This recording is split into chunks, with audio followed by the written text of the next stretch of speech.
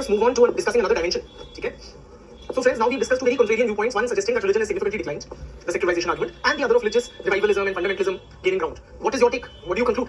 Is religion on a downhill or is it on an upswing? Just one word. Having considered everything, what would be your take? Is religion declining or on an upswing?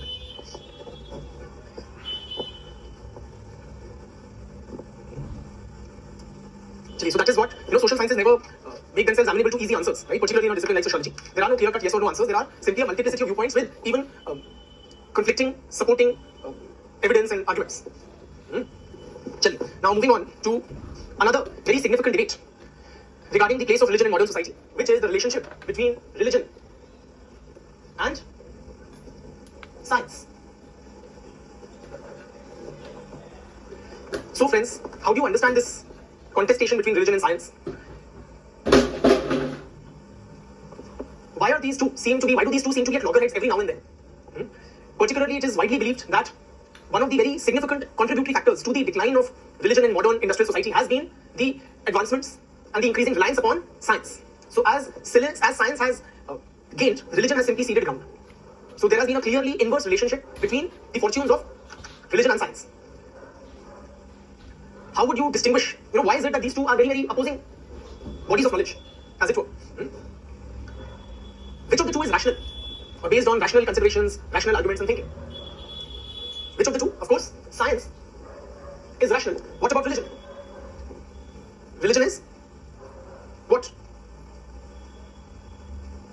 What would be the opposite of this here? Can we call it irrational? Will it be fair to call religion irrational?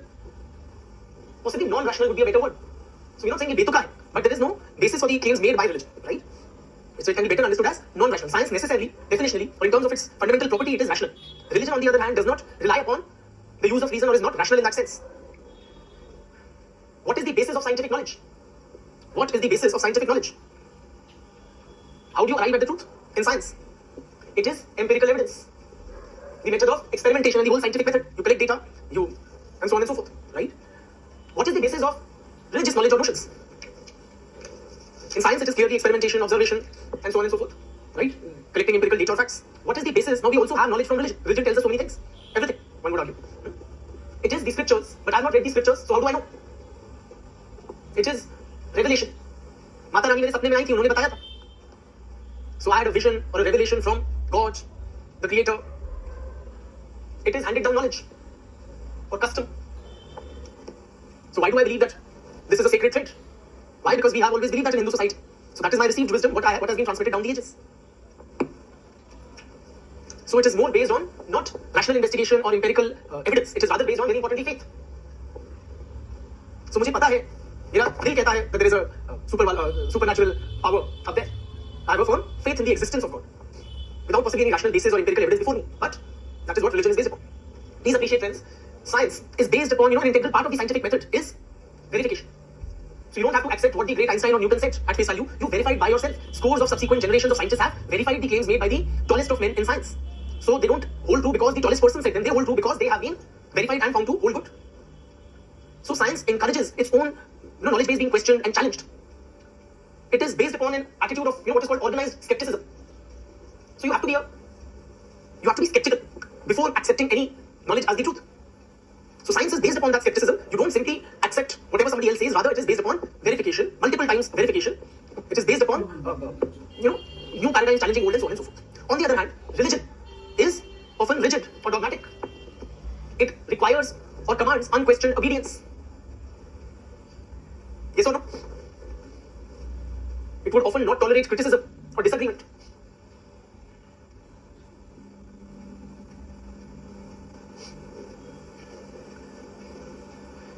Religion dominates, or let me put it this way, science dominates the mind of man. In which society? Traditional society or modern society? Which of these is the dominant paradigm there? Science dominates in case of modern society. So all the marvels of modern world, whether it is the big factories, whether it is the immense increase in productivity, whether it is architectural marvels, all of them are a result of modern science. In contrast, religion dominated the worldview, the mind of man, social organization in general, in pre-modern or traditional society. In fact, friends, as society changed from the traditional to modern, with an ascent of science, there was a corresponding decline of religion. As the frontiers of scientific knowledge expanded, as the applications of science as man derived greater benefits from the application of science, religion gradually but surely started ceding space. Right? Oftentimes, friends, the analysis, the explanation of a phenomena, why they two stand at loggerheads with each other. So guess who was against scientific advancement? Who was against or tried to stifle descent from scientific waters? It was organized religion or church. The most famous illustration of that tension, that conflict between these two diametrically opposite viewpoints was the Galileo affair. So Galileo, the great scientist, he proposed the heliocentric theory. The heliocentric theory, meaning that, which is basically the Copernican model, that the Earth is one of the planets revolving around the sun. Okay, the sun is the center of the solar system, and Earth is only one of the bodies revolving around the sun. For that, he was severely reprimanded by the church, subjected to very stringent punishment, several years of house arrest he was put under. And so church or men of religion, religious authority have always been wary of scientific advancement, trying to stifle it or crush it, because what is mentioned in the scriptures often conflicts with the scientific viewpoint. So for the example, the Holy Bible states what? That God created man in his own image. And when Darwin's theory of evolution suggested that humans have, somewhat shared ancestors with the apes, that was taken as a great affront or a great insult to the Holy Bible. Why? Because the Bible proclaimed that man is created in God's image. And this new fellow was saying that we are more close to monkeys. So science has, religion, organized religion or church, religious authority have always been skeptical of scientific advancements and have tried to crush scientific knowledge by terming it hearsay or sacrilege. These are basically terms implying that it cannot be said because it is against the word of God. So religion demands like complete, unquestioned, blind faith and adherence to the scriptural knowledge, while science, on the other hand, is always, it has inbuilt mechanisms for self-correction, improvement, questioning, debate, and challenges. Right? So which of the two would you say is a superior form of knowledge? Nietzsche. Friedrich Nietzsche. That's how his name is pronounced, and this is how it is written. Nietzsche. Okay? Or Nietzsche. He famously said that God is dead. God is dead.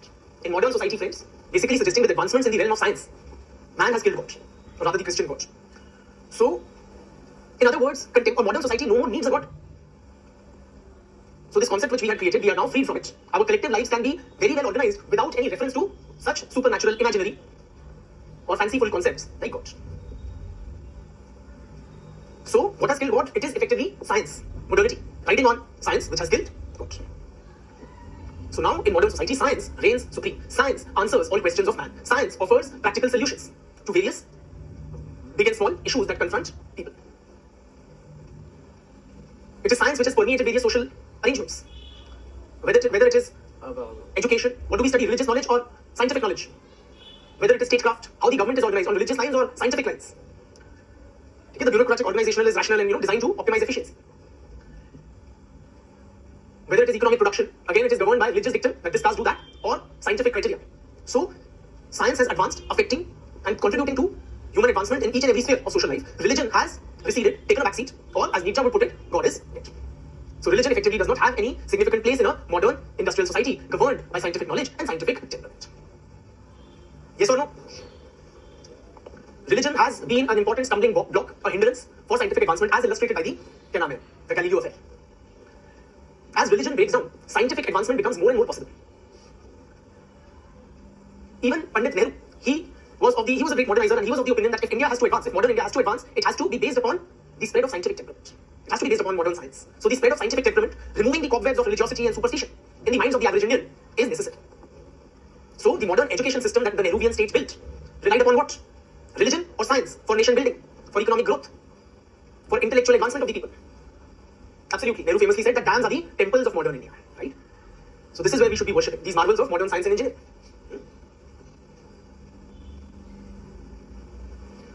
Are you one with me on this issue? Yes or no? No. Please appreciate what has been just discussed. You don't cancel it out, I do it for effect. Okay, you let it be there in your notes. What I'm trying to say, this particular viewpoint, which sees religion and science as these conflicting and opposing domains of knowledge, is possibly a relatively recent social construct. It is not the only way in which the relationship between religion and science can be conceptualized. Just to bring home the point, friends, okay, this is what we have covered. It is called the conflict model. Conflict model. Seeing religion and science as opposites of each other, as conflicting. That as one advances, the other recedes, right? Or with the growth of science, religion started eventually dying out. This is called the conflict model, but it is only one of the ways in which we can conceptualize the relationship between religion and science. And it's not necessarily the correct one. Please appreciate. Where would you categorize Ayurveda? Is that religion or science? Ayurveda is religion or science? How about yoga? Is it religion or is it science? How about the Vedas? What does the word Ved mean? The word Ved itself means knowledge. Now, do they contain religious rituals, chants, etc.? Of course they do. Do they also contain knowledge? What we today term as scientific knowledge? So, point is, friends, what I'm trying to drive home is that in the olden period, right, in the ancient past, knowledge was not classified into these, compartmentalized into these two opposing categories of religion and science. It was an integrated system of knowledge. Oftentimes, it was, today whom people would call men of religion, who made pioneering scientific contributions, discoveries, and analysis. Yes or no? Whether it was an Aryabhatta or a Sushruta or a Charvak or a Patanjali, the discovery of zero or decimal, or apparently also the distance between the earth and the sun, many of these things you will find elaborated by who? Ancient Hindu sages and seers, who would do penance, meditation for long hours. And it is not only a Hindu phenomenon, friends. Please appreciate. Across religions, there have been men whom today, or in the modern sense, we would call men of religion, who have made immense contributions to scientific advancement. There have been numerous medieval era Islamic scholars, men of religion apparently from today's perspective, who have contributed to advancements in physics, architectural sciences, cosmology, and whatnot. Likewise, even in the Christian world, right now, Christianity, particularly this conflict model, it is based upon these examples from the Christian world, where the Catholic Church particularly was somewhat seemingly oppressive of these scientific viewpoints like that of Galileo. But critics of this viewpoint suggest that incidents like the Galileo affair were the exception rather than the norm. In fact, the Church has been one of the Catholic Church has been one of the foremost sponsors of scientific expeditions and experiments, establishing world-renowned universities for the conduct of scientific research. Across cultures, friends, in the pre-modern world, we find numerous, this architectural marvels. Could they have been accomplished without an understanding of architectural science? If you look at the rock-cut caves of the Hindus and the Buddhists, or for that matter, the grand churches in Europe, medieval era churches, or the grand mosques in different parts of the world. Are you with me? So this dichotomous view of religion and science is erroneous. Or if, at best, we can say that this is a relatively recent product of the modern mind. So in modern times, we have started viewing science and religion as these opposing domains of knowledge. In pre-modern times, in many societies, the two were not classified as such. You guys suggested, friends, that it is based on revelation and handed down knowledge and faith, while science is based on empirical data and experimentation observation. Tell me, friends, just mull over it. Have you seen an electron? You say, God doesn't exist because I have not seen God. Have you seen an electron? Or do you believe in an electron because you have been told it exists?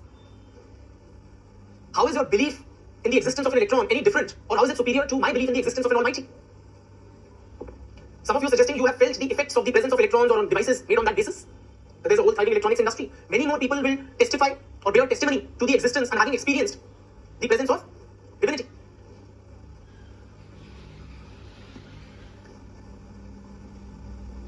So, religion and science are not necessarily antithetical to each other or opposed to each other.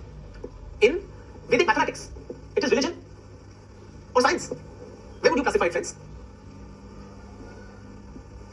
Right? So, science and religion together constitute an integrated knowledge system. This is the integration model. They are not necessarily antithetical to each other, but combinedly, they help us investigate the world around us.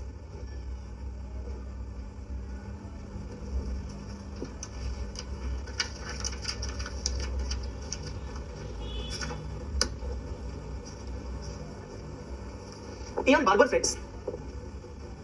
Ian Barber. He has written a book recently, in the sense in the year 2000, titled When Science Meets Religion. When Science Meets Religion.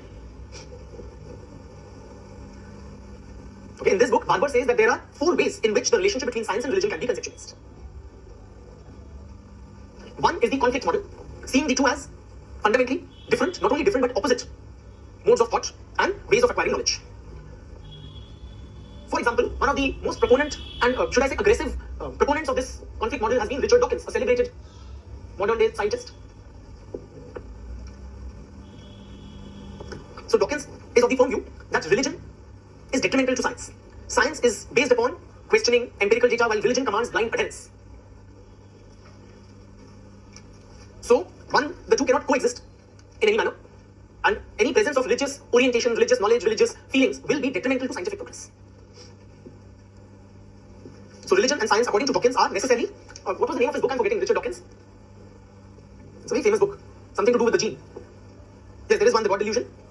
Something to do with genetics also he's written. Anyways, the selfish gene, yes, the selfish gene. Right? So this guy, he suggests that, so he's like an out and out atheist and very critical of religion as being one of the biggest impediments in scientific mindsets and scientific knowledge development, scientific progress. Then the second model is the integration model, which argues that in the pre-modern times, that this conflict model is of limited application. It is a relatively recent social construct. Only after modernity emerged in the West did these, did science and religion start being seen as conflicting. The pre-modern man did not see them as conflicting or opposed to each other. He rather saw them as an integrated knowledge system. That is the integration model.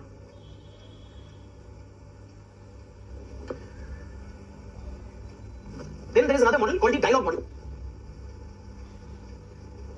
The third way of conceptualizing the relationship between religion and science is in the form of a dialogue. So what the dialogue model suggests, friends, let's see, both religion and science, they are contributing to human advancement. Both religion and science are attempting to investigate the truth or reach the truth.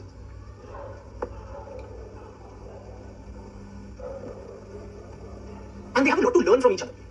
So there has to be mutual give and take between religion and science. So there needs to be a constructive, healthy and mutually respectful dialogue between the two domains of knowledge.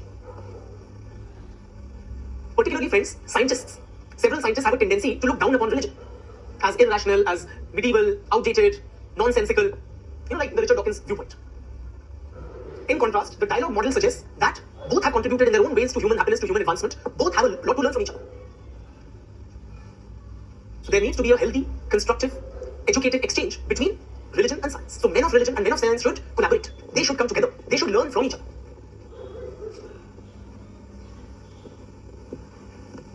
In any case, friends, both are here to stay. It's not that the pre-modern world was devoid of science. There was ample science, scientific investigation, critical thinking, and everything in the pre-modern times. And religion has also shown its resilience in the modern times.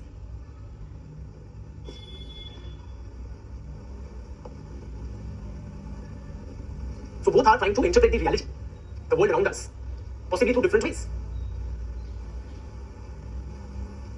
Okay, for example, there's a journal, there's this Faraday Institute, which champions a dialogue between religion and science. The difference between the integration model and the dialogue model is what? The integration model doesn't consider science and religion as necessarily two separate domains. Dialogue model, on the other hand, acknowledges them to be somewhat different from each other, but then, because of those differences, each can gain from better acquaintance with the other. Right? So, the Faraday Institute and the journal Theology and Science, they promote the dialogue model. So they promote dialogue between religion and science.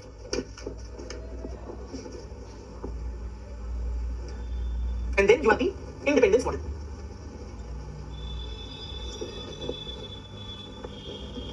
Independence model suggests what? That science and religion, these are two non-overlapping domains of knowledge.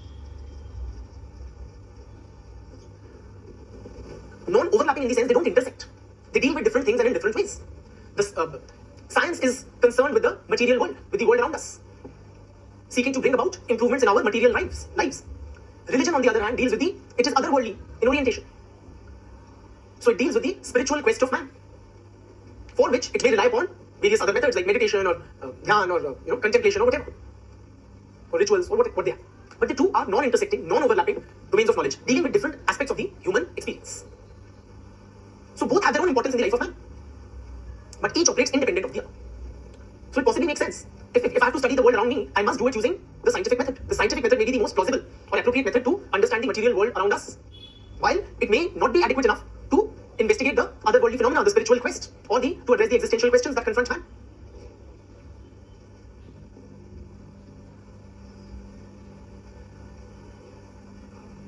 Right? So that is how one can view the relationship between religion and science in a variety of ways. Which of these four models seem to be the most sound or most appealing to you? I repeat: conflicts model, integration, dialogue, independence. Conflict model says science and religion are opposed to each other and the twain shall never meet. Okay, one will gain only at the expense of the other. The integration model says they are kind of a unified body of knowledge. Okay, this artificial distinction between the two has to go.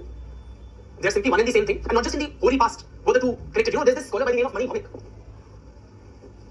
This guy hailed from he was one of the co-inventors of LASIK eye surgery, right? So he hails from a poor family background in Bengal. Then he was a scientist who went on to achieve great material prosperity in US, and he wrote a book titled Codename God. Codename God. So after he attained that material success, he was whining and dining with the who is who of American society. He became a big shot, right? Coming from very humble backgrounds and writing on scientific knowledge and scientific this thing, right? Prowess. And then he turns to what? He turns to God. So he, like so many other people, felt that science is unable to offer him his life meaning anymore, and he turned to religion. And then when he writes this book, he has tried to explain, he has proved the existence of God using principles of quantum physics, astrophysics. Combining all these scientific propositions, he has literally proved the existence of God. Even friends, Comte, Auguste Comte, our Comte, father of the discipline, he who established sociology as a scientific discipline, he who laid down the foundations of positivism. Towards the end of his life, he ended up establishing a religion or a church of positivism. Church of positivism. So, in Comte's model, this new religion he proposed, which would be based towards the end of his life, which would be based, it was a religion of humanity, to be based on the principles of altruism, order, and progress. These were the three key tenets of his religion of humanity or the church of positivism. Altruism, order, and progress.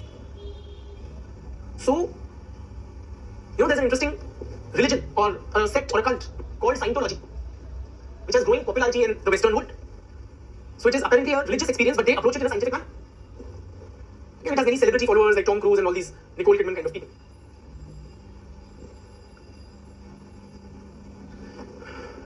So there are different ways in which the relationship between religion and science can be conceptualized. Most of you, several of you are suggesting what the dialogue model or the independence model. Or the conflict model by far is the most popular in the modern times. Okay, if you ask the... And also friends, regarding this integration, please appreciate the average Joe. Academically you may see them as conflicting, but the average person on the street does not necessarily view them as conflicting. I ask you at a personal level, many of you are engineers, doctors, etc., right? Or who could be termed as men and women of science. You have scientific training and apparently scientific mindset. Are you also religious? My questions to the doctors, engineers, etc. Or your parents may be doctors or engineers or whatever. So in our everyday experience also, we do not necessarily see them as conflicting. Are you with me? So we do puja part where it is called for, required, or where we feel the need, and we take a scientific approach, whether it is to medicine or to whatever, as and where it is required. So the two will not necessarily be antithetical to each other. Right? Also appreciate friends, very interestingly, I want to share this with you. Of all the Nobel Prize winners, okay, all the Nobel Prize winners between 1901 and 2000, throughout the 20th century, 65% identified as Christian. Another 20-22% were, guess which religion would be the next biggest contributor to Nobel Prizes? Not Hindus, you can rank them on your fingers, fingertips. Not Buddhists, not Muslims, there are hardly any Muslims, 12 or so Muslims are there who won the Nobel Prizes. It is Jews, who constitute less than 1% of the world's population. They have got 20-22% of all Nobel Prizes. Okay? Any case, the point is that of all the prize winners, please note down, atheists, agnostics, and free thinkers. There's a category, so the Nobel Prize winners are asked to indicate their religious thing.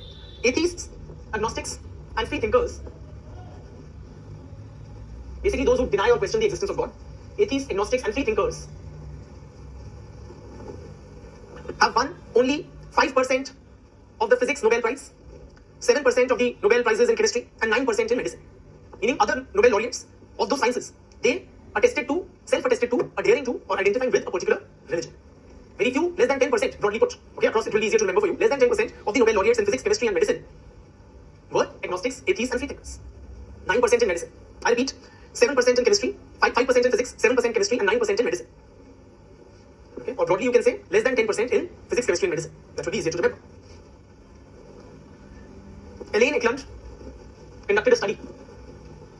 Elaine Eklund conducted a study amongst American scientists between 2011 and 2014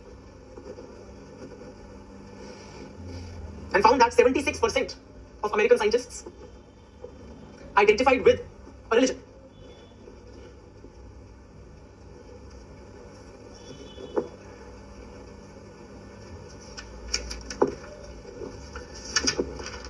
Let me leave you with some quotes from some of the tallest scientists in different fields. Please note down the quote. God is the author of the universe. God is the author of the universe. Said who?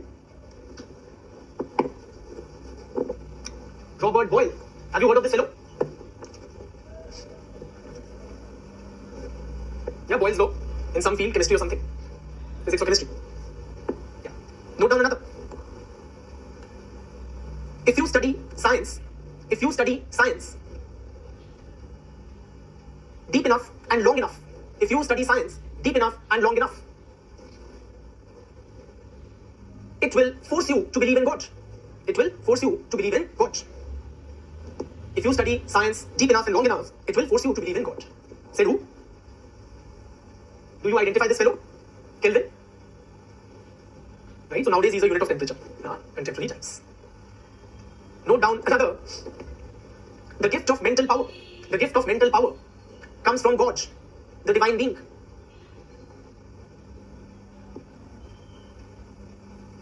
Said who? The gift of mental power comes from God, the divine being. Tesla. Who is he? Not the Musk fellow. He's named his company after that. Which field? Yeah, magnetism, electric current and all that. The question, another one, the question of whether there exists a creator and ruler of the universe. I repeat, the question of whether there exists a creator and ruler of the universe has been answered in the affirmative. I repeat, the question of whether there exists a creator and ruler of the universe has been answered in the affirmative by some of the highest intellects that have ever existed. The question whether there exists a creator and ruler of the universe has been answered in the affirmative by some of the highest intellects that have ever existed. Said who?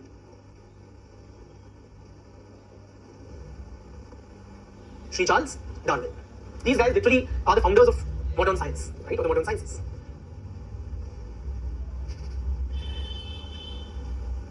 Lastly, friends, and yes, of course, there is that public spectacle that we have every time we launch any rockets in space.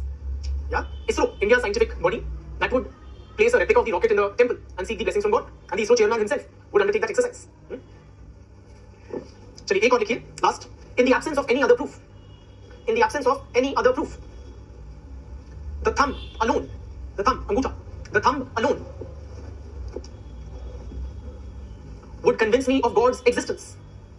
In the absence of any other proof, the thumb alone would convince me of God's existence. नाम तो सुना ही होगा. You must have heard of this fellow. Right, friends? So point is, this view of science and religion, very popular in the academic circles, this view of science and religion as antithetical, opposing domains of knowledge, is a very narrow, limited, if not outright incorrect view of that very complex relationship between religion and science. And with that, we are done for the day. बहुत बहुत धन्यवाद और जय श्री राम. ठीक है?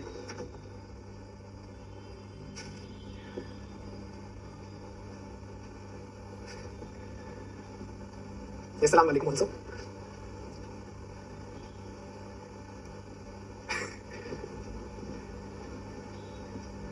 चलिए, thank you.